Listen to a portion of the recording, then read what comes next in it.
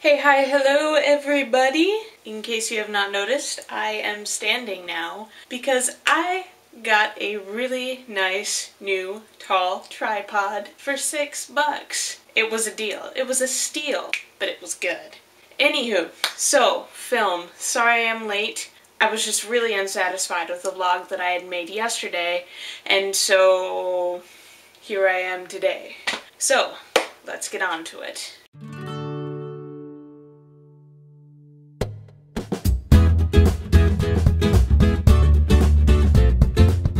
So America pretty much runs the gamut on the film industry. Now, while we may be third in the number of films that we produce every year, right under India at #1 and Nigeria, surprisingly, at #2. But I think that we definitely produce some of the most quality films, and we definitely have the most funding behind our film industry, as it is definitely one of the leading forms of entertainment stateside. And that funding is in part because of the economy, but also because of the latest inflation in ticket prices due to the whole 3D craze, which more frustrates American audiences than anything. But pretty much that can be easily seen as the industry's, okay, we are running out of money, it's a tough economy, what are we gonna do? Oh, easy. Put the 3D sign just right after the title and we are set, and we can get an extra couple bucks off of every ticket that we sell. Sometimes that is responsible for flops, or a movie that just does not pan out well to critics, audiences, etc., etc., therefore falls into shame and must wear the cone of shame.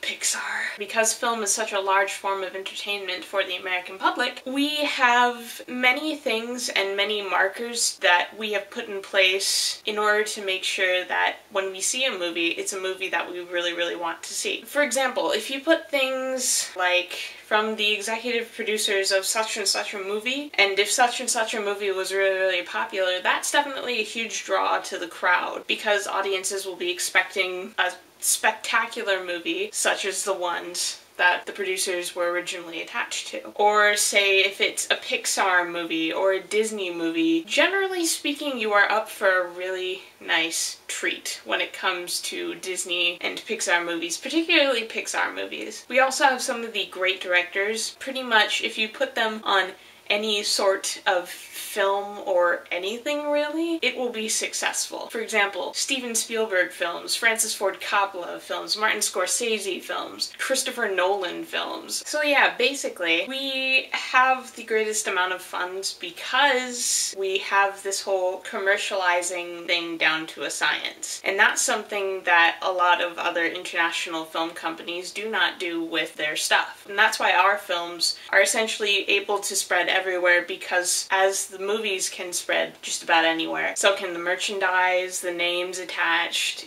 whatever it is. Hey guys, I'm back. Sorry the lighting's a little different. My mom called me down to dinner and we ate hot dogs, chili cheese hot dogs, by the way. And then I was further distracted by, well, tea time.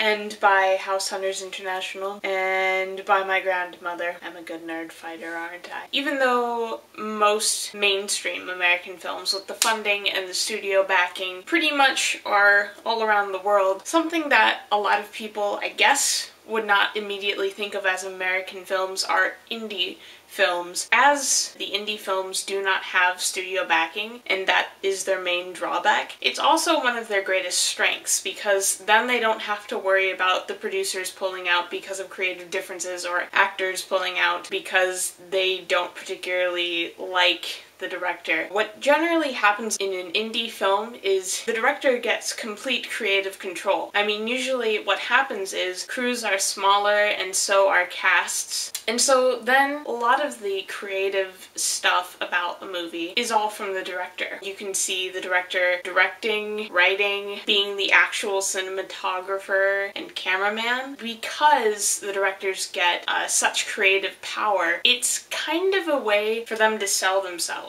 to mainstream markets, so that way they can get their films a wider audience. All of the major directors that are alive alive, and probably the ones in years past, have gotten into the mainstream by making indie film.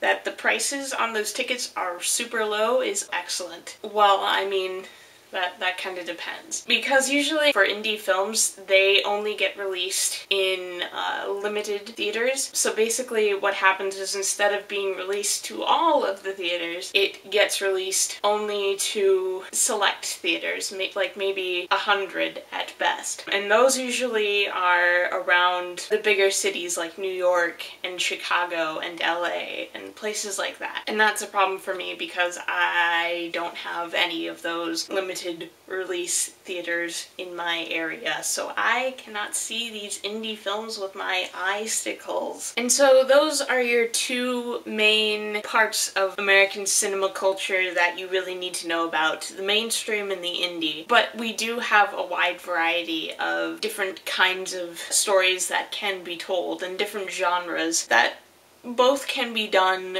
in indie film and mainstream film. I mean, you have your good old science fiction and fantasy and thrillers and horror films and art house films and grindhouse films and romantic comedies, and you have a lot of subgenres within those sometimes, and it's just really, really interesting how a story can be told through all of these different genres. But yeah, I hope you liked my treatise on American film. Also, small tiny addendum, the word of the week is film, and so in German that is der Film. Alright, Webcam Katie out.